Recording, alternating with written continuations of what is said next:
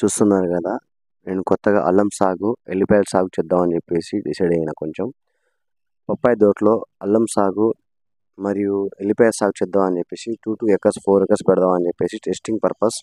ఇది ఒక బాక్స్ ఎల్లిపాయలది, ఇది ఒక బాక్స్ ఏమో అల్లం సాగు కోసం. ఈ 15 daysలో మనకి అనేది మొలక రావడం అనేది జరుగుతుంది. దానివల్ల మనం కూడా పెట్టుకొని కూడా బాగుంటుంది గ్రోతింగ్ పర్పస్ అని చెప్పేసి.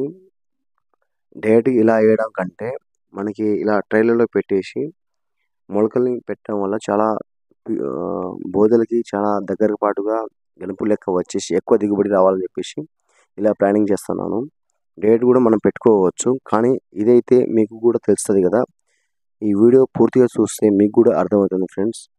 ఎవరు రైతులు అందరూ కూడా చూడొచ్చు ఈ వీడియో అనేది.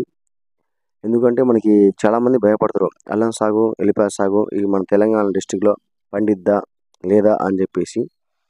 ఇప్పుడు మీకే తెలుస్తుంది ఫ్రెండ్స్. ఇది నేను మళ్ళీ 3 daysకి 4 daysకి అప్డేట్ మీకు ఇస్తూ ఉంటాను. దీని యొక్క సమాచారం పర్పస్ పూర్తి డీటెయిల్స్ చూడడానికి సబ్స్క్రైబ్ చేసుకుని ఛానల్ మరియు ఫ్రెండ్స్. Okay, bye.